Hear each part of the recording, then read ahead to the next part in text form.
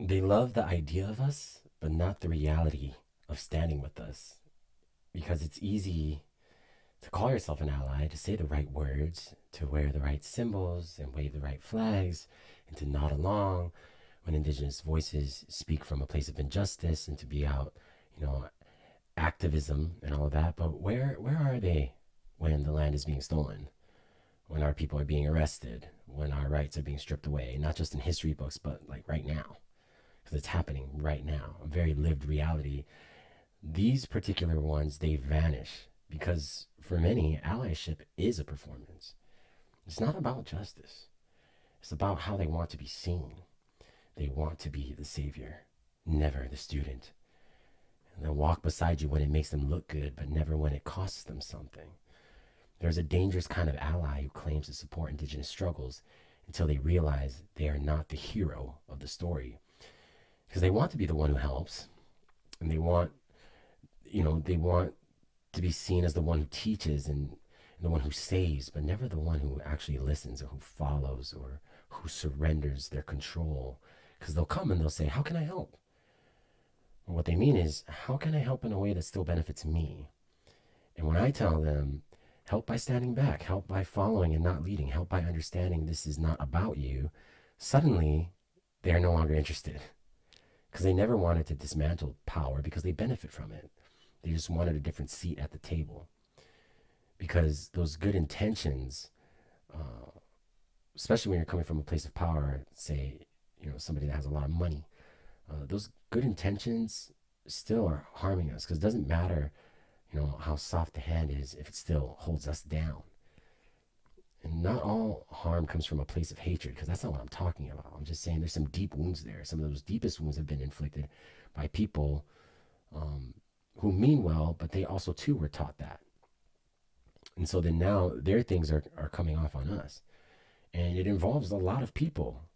If you look at the course of history for Indigenous people, it was the missionaries who said they came to save us, right? Or the scholars who said they came to preserve us, or the governments that said they came to protect us. They all spoke the language of kindness, but their kindness came with control. So now, in modern times, I am as a modern man, it's just new versions of these same figures. Take the influencers who claim to raise awareness by stealing our teachings and selling them as their own, or even activists who show up for those photo ops to shake those hands, but they stay silent when it's really time to risk something where their reputation's at risk.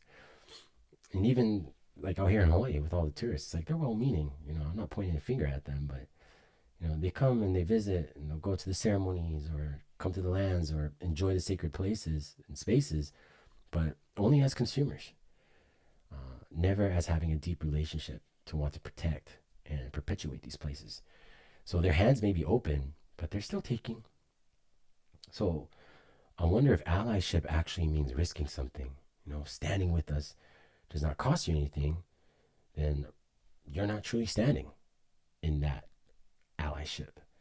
Because allyship shouldn't be waved around as a title, like saying like, "Oh, I'm a good ally because of this or that."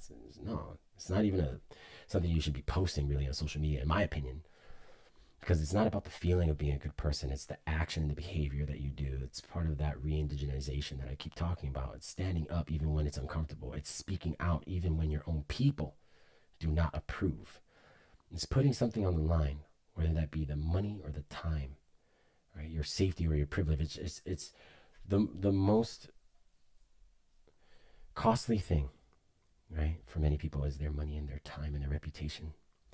Because with that comes entitlement and privilege and a way to feel safe because they're in control. So, because Indigenous people do not have the luxury of picking and choosing when to engage, we do not get to take off our struggle when it becomes inconvenient. It's always there. And if an ally is only present when it's easy, then they're just not an ally. They're a spectator. So where are they when it matters? They want to hear our voices, but only if we speak softly, only if we say the right things that make their, sensitivities to be, you know, smoothed over, that they don't feel the pang or the hit of being pointed out. Everybody will say they love Indigenous wisdom, but they don't want to listen when it's speaking from a place of truth. And that's a difficult one for many people too.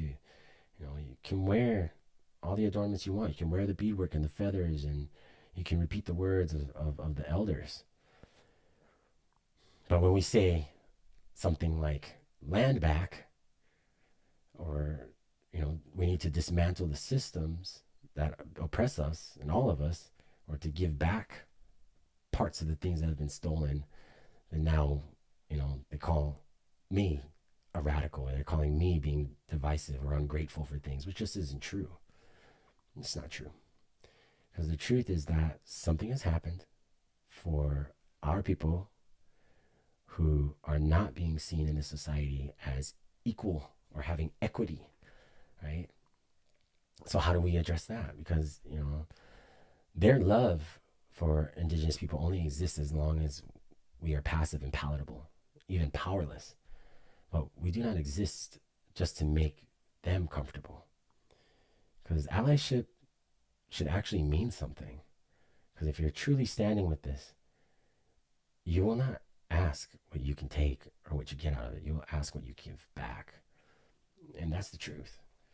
We actually don't need more allies just as a, you know, reference of yourself or something you put in your bio on your social media. Like, we need people who are willing to act even when no one is watching. Even, you know, if they say that they care about this, right? Indigenous voices, then they need to amplify it. If they say they care about the Indigenous sovereignty and they want to revitalize the land and the people, and be a part of community, well, they need to support that. They need to support what it means to get our water and our land back, because it's for their benefit too, but they need to see it through our eyes and how we process through that and how we go on this journey, because we've been doing it for thousands of years, not just to admire our cultures. If they say they care about the Indigenous people, then they need to walk with us, not just watch from the sidelines, because at the end of the day, we'll remember who was with us when it mattered.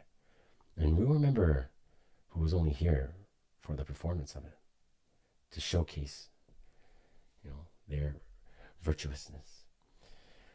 So, in closing, I hope this was received by those who need to hear it. And I hope that it's bringing at least some kind of voice to things that have not been heard or spoken for some time. It's just an awakening.